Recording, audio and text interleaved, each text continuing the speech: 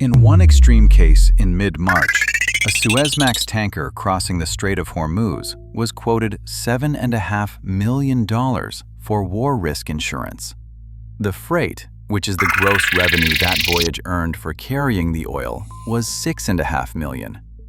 Insuring the crossing cost more than the crossing paid. That is not a figure of speech. It is a quote from a market for one passage through one strait. Before the war, that market was cheap, between 1/10 and 1/8% of the ship's value for each transit. By mid-March, it was 2 to 3%, and it has moved almost weekly since. It eased in early July. Then Iran hit 2 tankers on the 15th, and by the 23rd, the quotes were 7.5 to 10. On a $100 million tanker, 1/8% is $125,000. 10% is $10 million. That is per crossing, not per year. Meanwhile, the strait was emptying. Flows fell from about 20 million barrels a day to an average of 2.7 across March, April, and May. The IEA calls it the largest supply disruption in its history. War risk insurance did not cause that. Missiles did. What insurance did was convert military danger into a voyage-by-voyage price. And for a lot of owners, that price became the final commercial veto. So the question is, how a missile becomes a price? It takes 3 steps, and all 3 are public. The first is a map. The Joint War Committee meets in London, not a government body. Underwriters from Lloyd's and from the International Underwriting Association. On the 3rd of March, it issued Circular JWLA 033, adding Bahrain, Djibouti, Kuwait, Oman, and Qatar, and redrawing the boundary across the Gulf and the southern Red Sea. With one circular, 5 more countries were on the market's risk map. The committee does not quote anything. It draws the line that makes everyone else re-quote. Step 2 is the contract. Being inside a listed area forbids nothing. It obliges the owner to notify the underwriter, and it lets the underwriter reopen the terms. Cover can be canceled on 7 days' notice under Lloyd's wordings and 48 hours under American ones. Within days of the first strikes, several clubs had issued notices. Those notices were narrower than they sound.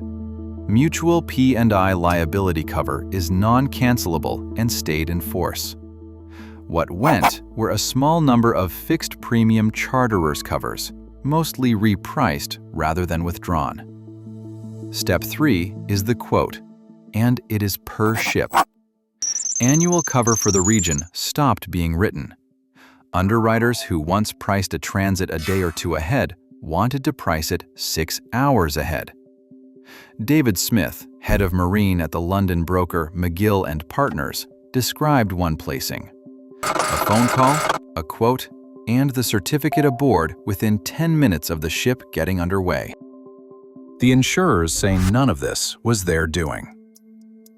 On the 23rd of March, the Lloyd's Market Association put it in writing. War cover was available and remained available in the London market. Their sentence was blunt. The reason ships are not moving is not through a lack of insurance. It is masters and owners judging the risk to crew and vessel as too high. They had the receipts. 23 attacks by that date, 11 dead. Bunkers running down, salvage tugs uncertain, ports of refuge in doubt. That is correct, and it matters. Nobody at Lloyd's fired a missile, and no premium killed a seafarer. The market did not create this risk, it repriced it. But available and affordable are different words. Cover you can buy and cover you would buy are different again. And the gap between those two is where a lane actually closes. There is an earlier case worth comparing. The Red Sea in the winter of 2023 into 2024. Houthi missiles across one corridor, and war risk climbing from a nominal 0.20% to a full percent by the middle of January. Transits through Suez fell 55% between November and the end of February. They did not fall evenly. Container ships down 75%, bulk carriers 45%, crude oil tankers 32%, LNG carriers 100%. Not one got through. Those fleets shared a corridor. They did not share an exposure. Houthi targeting tracked ownership and flag, and a detour around the Cape cost each of them something different. Then look at the gas. Qatar Energy paused its Red Sea transits in January 2024, and Qatar was not on anyone's list of Israeli-linked owners.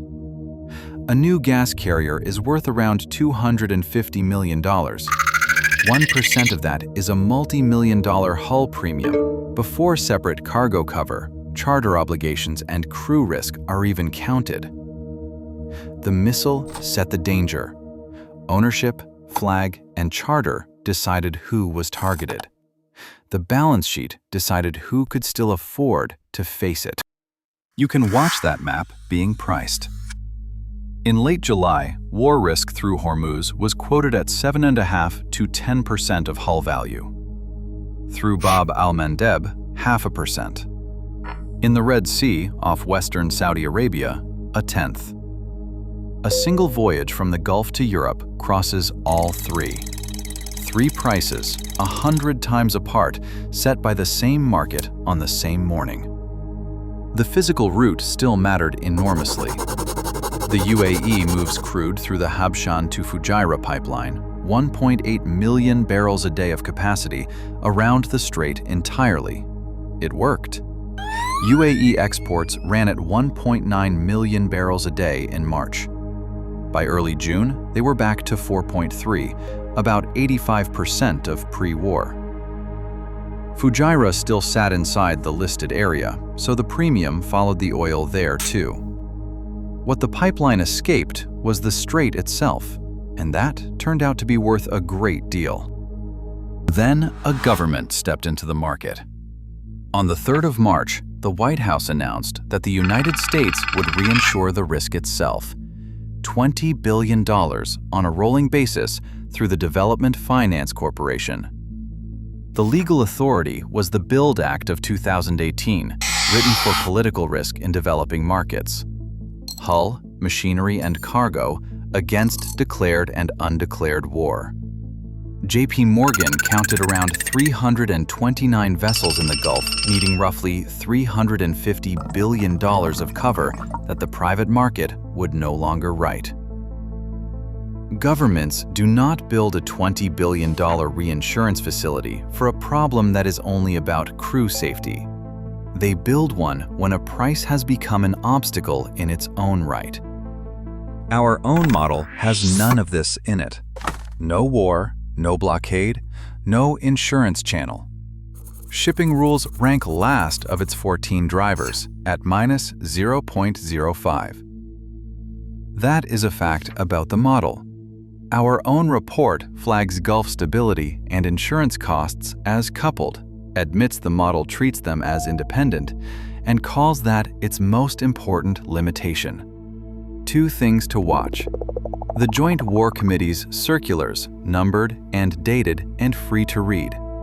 And whether that sovereign backstop is still there once the shooting stops. Nobody in London fired a missile. Nobody in London closed the strait. They priced it, ship by ship, and a few hundred owners each decided separately that the answer was no.